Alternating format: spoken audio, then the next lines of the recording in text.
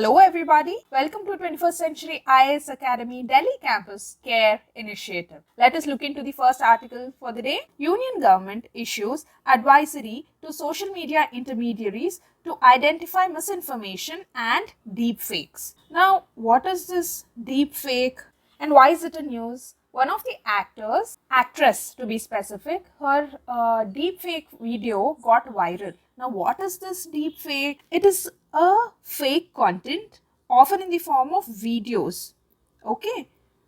But also other media formats such as pictures or audio created using powerful artificial intelligence tools, okay? It is amalgamation of deep learning and fake, okay? It is the amalgamation of deep learning plus fake, these two words, okay? And it means fabricated videos generated from existing face swapping techniques and technology, okay? And it is more dangerous form of what? Misinformation, all right? So that's the context and definition of deepfake. Now we'll get into the MCQ. Consider the following statements with regard to IT rules 2021. Online platforms are obligated to prevent the spread of misinformation by any user. This is primary responsibility, right? But using common sense also, we can mark this as correct statement. Online platforms are mandated to remove misinformation content within 36 hours upon receiving a report from either a user or a government authority. For this, you will have to be aware of the already existing rules and only then you can mark this option right. Okay. It empowered the aggrieved individuals to take platforms to court under the provisions of the Indian Penal Code. Absolutely. We have seen many such cases in recent times, right? So, all the three statements are correct. Next, previous year question. In India, under cyber insurance for individuals, which of the following benefits are generally covered in addition to payment for the loss of funds and other benefits? First statement, cost of restoration of the computer system in case of malware disrupting access to one's computer. Yes, this is correct. Okay. Next statement. When one is correct, C is gone. Cost of a new computer if some miscreant willfully damages it, if proven so. Now, here is the catch. First thing, how will you prove it? And even if proven, everybody would, in our country or say any person who is aggrieved would actually want the cost of the new computer, right? So what will they do? There is high chance that they will fabricate the proofs, okay? And they will fabricate the proofs and buying new computer to each and every fellow who is affected by this would cost heavy on the insurance, cyber insurance companies or whatever it is. So this is not covered. Okay, so 1, 2 is gone. If 2 is gone, this is gone, this is gone. B is the correct answer. Okay, yeah. Next article, DFS and its affiliated organizations achieve targets set for Special Campaign 3.0. Now, what is DFS? It is Department of Financial Services.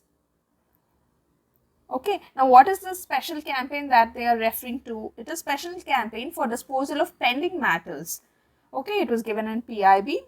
Yeah, now we'll see the MCQ related to it. But before we get into the actual MCQ, we'll see the previous year question first. Which one of the following is responsible for the preparation and presentation of Union Budget of the Parliament? It is Department of Economic Affairs.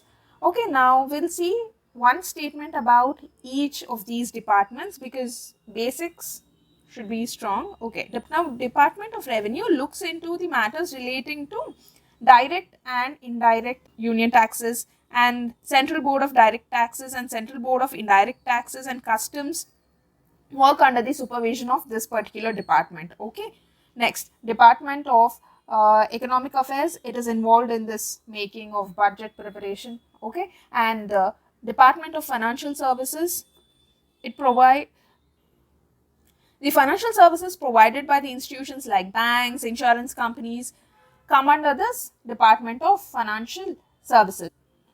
You know this organization, Pension Fund Regulatory and Development Authority, PFRDA, it also functions under this. Okay, now Department of Expenditure. It is the nodal agency for supervising the public financial management systems and matters, okay, related with finances. Okay, and National Institute of Financial Management, NIFM, is under the administrative control of this particular department. So broadly, these are the departments under the Ministry of Finance and these are the functions. Okay, now we'll come to the MCQ. Yeah, what are they asking? How many of the statements given above is the functions of Department of Financial Services? Okay. It monitors the performance of these public sector banks, public sector insurance companies, and undertakes policy formulation in respect of banking and insurance sector in India. This is correct. Next, it deals with legislative framework relating to debt recovery. Yes, financial services, right? So this, even if you do not know, just use common sense here. Okay, it deals with legislative and policy issues pertaining to regulatory bodies, that is Reserve Bank of India, Insurance Regulatory and Development Authority of India, and Pension Fund Regulatory Development Authority. See, here we've seen, right, PFRDA, it is related to Department of Financial Services. So yeah, even if you know each statement, one statement about these departments, the rest too, using common sense, you'll be able to mark. So all these three are correct statements. Next, implementation of digital consent acquisition under TCC/P.R. 2018. Now, what is this TCC/P.R.? It is Telecom Commercial Communications Customer Preference Regulations 2018. Okay, and implementation of digital consent acquisition. Okay, what is it?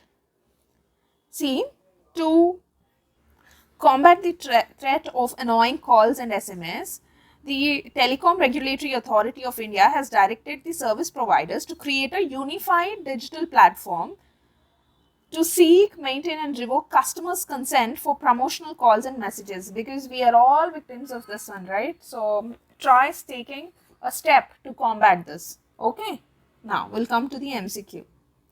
Digital consent acquisition that has been in news recently is an initiative to combat unsolicited commercial communications. Yes, this is the right answer. We've just seen, right? Okay, and who is doing it? TRAI has directed the service providers. Now, what is TRAI? Telecom Regulatory Authority of India. Okay, yeah, this is the answer. With reference to software as service, consider the following statements. SaaS buyers can customize the user interface and can change data fields. Yes, this is correct. Now, what is SaaS? It is not the Hindi SaaS, mother-in-law. No, this is SaaS, software as a service. Okay. So, there are two more terms, that is infrastructure as a service and IaaS. Infrastructure as a service. Okay. These three terms are related to cloud service models. Okay. So you have to remember that these terms are related to what? Cloud services. Alright. Not the geography cloud, the S&T cloud. See, this infrastructure as a service is used by network architects. Okay. And platform as a service is used by, see, infrastructure as a service is used by whom? Network architects. Okay, and platform as a service is used by developers. And software as a service is used by the end user. Okay, yeah. Now, what are the examples of SaaS? Hotmail, Outlook, Yahoo. Okay, all these services are forms of what? Software as a service. This is correct. SaaS users can access their data through their mobile devices. Of course, yes. The end users we just mentioned, right? So 1, 2, 3 are correct. Now, next question. Before that, we'll see the next article and then go to the next question. A verdict that hampers international law obligations. The recent judgment in Assessing Officer versus Nestle case rationalizes a violation of international law and leaves India vulnerable. Okay. Now what is it? We'll just see through the MCQ. Consider the following. Okay. On how many of the options listed above withholding tax is applicable? Now we have to come to the basics. Now what is withholding tax? Why is it in news? Okay. The Supreme Court recently held that without an express notification, the companies cannot automatically claim over withholding tax of 5%, even if it is provided for in the direct tax avoidance agreement. Now, what is withholding tax? See, that is the context. Supreme Court's judgment is the context. Now, what is withholding tax?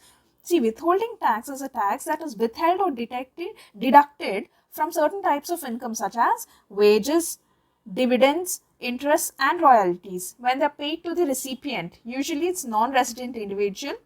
It is also known as retention tax. And what is the purpose of this? Purpose of withholding tax in India is to ensure that the government receives a portion of income tax owned by the recipient. Okay. Now, in which cases this withholding tax is applicable? The applicability of withholding tax. It is applicable in the case of payments made to non-resident individuals. Okay, if the income is paid in India, the person responsible for payments to NRI must deduct the withholding tax at the time of the payment or when the amount is credited to the NRI's account. Okay, this is according to section 195 of the Income Tax Act. Now, how much amount should they withhold? It depends on type of the income or the amount of the income earned. Okay, and the tax rate is prescribed in the Income Tax Act of 1961 or Double Taxation Avoidance Agreement, whichever is lower. Okay, now currently India has Double Taxation Avoidance Agreement or treaties with more than 80 countries. So these are some basics with respect to withholding tax. Alright. Now, withholding tax is applicable in which of the four above? Interest, royalties, dividends and technical services? Yes, all of the above. These are the basics about withholding tax. You have to remember these. Okay, next, which one of the following represents a progressive tax structure? Tax rate is the same across all incomes? No. Tax rate increases as income increases. This is correct. Go by the name. Sometimes it works, okay. Progressive tax structure is a tax rate that increases as the income increases. Okay, so this is the answer. Next article, the massive displacement in Congo. Now, Congo. First of all, what is the context? Why is there a displacement in Congo? That you have to know. Okay, there are three reasons. One, there's ethnic intolerance and insurgency that's happening in Congo. See, there was Rwandan genocide that happened, and around 2 million Hutu refugees crossed Rwanda into North Kivu and South Kivu provinces of Democratic Republic of Congo. Now, how do we know this? Recently, the UN agency, which is the International Organization of Migration, reported that number of people who have been replaced in Democratic Republic of Congo has increased to 6.9 million. This is the recent report. Okay, and among them 2 million are these people. Okay, that is the context. That report by the UN International Organization of Migration is the context. Okay, and the reason is this. First is the ethnic intolerance and insurgency, and second one is the political uncertainty and the lack of inclusive governance, and third is the regional tension.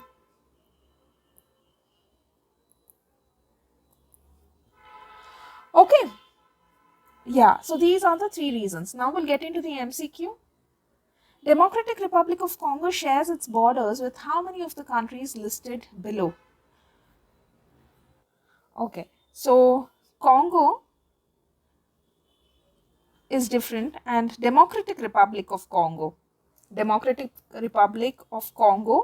is surrounded by Angola, Zambia, Okay. Central African Republic, and other countries are South Sudan, Tanzania, Uganda. Alright, so Angola, yes, it's there. Zambia, yes, it's there. Sudan, no. South Sudan is there again. Chad is not there. It's not here. Okay, so two. Only two are correct. Now, which one of the following countries has been suffering from decades of civil strife and food shortages and was in news in the recent past for its very severe famine? It's Somalia, right? It is one of the countries which is always facing these issues. Okay, so Somalia is the answer. Next, how is electricity transmitted? Electric power transmission is fundamental to economic development and prosperity. Okay, we'll get into the MCQ. Consider the following statements. In any conductor that transports electric current, the transmission efficiency is higher at lower current and voltage. Lower current is correct, but lower voltage is wrong. Okay, there is reduced current. If there is lower current, no, heat loss will be low. So heat loss will be low. Okay, that is Joule's law. See what Joule's, it is technical, but still I am mentioning it here. Joule's law says that energy loss is directly proportional to the current square. So less the current, less will be the energy loss. So lower current is correct, but higher voltage. So this is gone.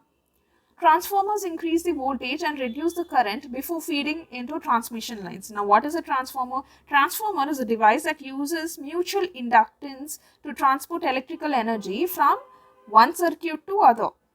Okay, so this is also correct. And third one is thick cable results in less energy losses during electricity transmission. This is right. So, both the statements, two statements are correct. Now, which one of the following non-metals is not a poor conductor of electricity? That is selenium. Not sulfur, not bromine, not phosphorus, it's selenium. Okay. Aditya L1 captures first glimpse of solar flares. Aditya L1, the first space-based Indian mission to study the sun, was launched on September 2. That is September 2nd. We'll get into the MCQ. Consider the following statements. How many of the statements given above is are correct? Okay. When charged particles from a coronal mass ejection reach areas near Earth, they can trigger intense lights in the sky called meteor showers? No, not meteor showers. You will see that in YouTube or any other pictures, they are called aurora. You can see them near the poles, this phenomenon, North and South Pole. Meteor is not related to this one, no? It's not related to sun's solar flares or coronal mass ejection, no. Okay, so this is gone. Solar flares can interrupt radio communications, electric power grids and navigation signals, yes. Radiation emitted during a solar flare includes the entire electromagnetic spectrum, yes. Entire electromagnetic spectrum. This is also correct. Now, if a major solar flare reaches the Earth, which of the following are possible effects on the Earth? GPS and navigation systems could fail. Yes, because this is the reason. What is the reason? Because solar flares can interrupt radio communications, electric power grids, and navigation signals. This is the reason for first statement. Okay, so first statement is correct. So B is gone. Okay. Now, second one. Tsunamis could occur at equatorial region. See, this is wrong because solar flares can temporarily alter what? Atmosphere, upper atmosphere. They will only alter upper atmosphere, that too temporarily.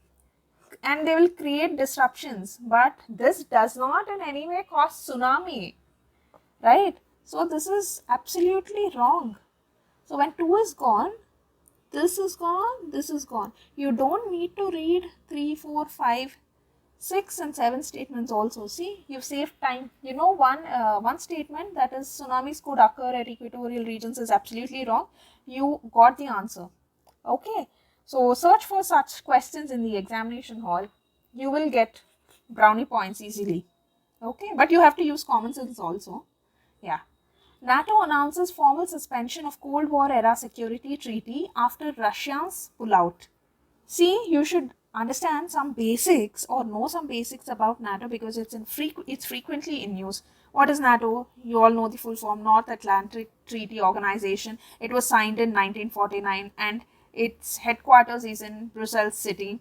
Okay, and what is the precursor to it? Treaty of Brussels, signed in 1948, is the precursor of this NATO. Okay, Treaty of Brussels, that is the precursor. Okay, and why was NATO signed? Because it to ensure collective security in Western Europe. Okay, that's why NATO was signed. Okay, you got some basics, right? Now we'll get into the MCQ. Consider the following. Okay, how many of the countries listed above are signatories to the Treaty on Conventional Armed Forces in Europe? Now, what is this Treaty on Conventional Armed Forces in Europe? See, it was signed in the year 1990 on November 19th by 22 groups, by 22 countries, which were divided into two groups. What is that? One is the 16 NATO countries, erstwhile 16 NATO countries, and the then 6 Warsaw Treaty members. Okay, totally 22 countries signed this one. And why did they do this? Actually, it is called the cornerstone of European security to eliminate the Soviet Union's overwhelming quantitative advantage in conventional weapons in Europe. Okay, so that is the whole purpose of this one. Now, this Russia fellow is exiting from this one, and the rest 4 are there. That is the context. So, only 4 is the answer. Now, which one among the following statements about NATO is not correct? Please be very careful of this word. It can ruin your question and marks and your chances of clearing prelims also. NATO is a collective defense organization in Europe. The US is an ex officio member of NATO. Yes. Turkey is a member. Yes. NATO has 31 members. Yes. So A is wrong. Alright. Next. Colors of tube lights. Which one of the following statements about fluorescent lamps is correct? Fluorescent lamps primarily produce light through incandescence. No, they do not produce through incandescence actually. They'll be having small amount of mercury vapor and they will produce ultraviolet light. Okay, so this is not the answer. Fluorescent lamps are less energy efficient than traditional incandescent bulbs. No. Fluorescent lamps contain a small amount of mercury vapor to produce ultraviolet light. Yes, this is correct. Alright. Next, indiscriminate disposal of used fluorescent electric lamps causes mercury pollution in the environment. Why is mercury used in the manufacture of these lamps? Yes, it's because this mercury actually produces this ultraviolet light, right? So that's why. Okay, let's read the options. A mercury coating on the side of the lamp makes the light bright white. No. When the lamp is switched on, the mercury in the lamp causes the emission of ultraviolet radiations. Yes, this is the correct statement. Alright, so B is the answer. Next, eruption of Eurasia's tallest active volcano sends ash columns above a Russian peninsula. Okay. Now, the question. Consider the following: highest volcano and the continent. Yeah, match the following. This you can expect in prelims. Okay, highest volcano and the continent, and or sometimes the country to be specific. So in this MCQ we will also see the countries. All right. Mount Damavand, South America. No. At least look at the name. It is sounding Asian. So this is Asia. And to be specific, the country is Iran. Alright, Mount Kilimanjaro, Africa, yes, and the country is Tanzania.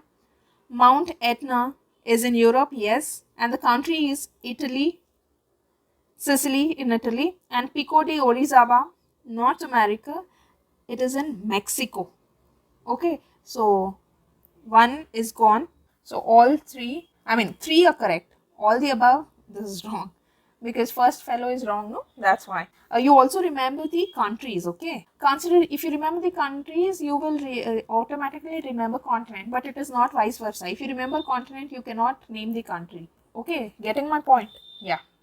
Consider the following statements. The Barren Island volcano is an active volcano located in the Indian territory. Yes, this is correct. Andaman Sea, 140 kilometers of Port Blair, it is there. Yeah, Barren Island lies about 140 kilometers east of Great Nicobar. No. So when one is correct, this and this is gone. You don't need to read two actually. Now come to third statement. The last time the Barren Island volcano erupted was in 1991 and it has remained inactive since then. No. In 2017 also we had eruptions. So even if you don't know that this is right or wrong, only by reading first statement and third statement you can mark this answer. Okay. So one is correct. So this is it for today. All the very best.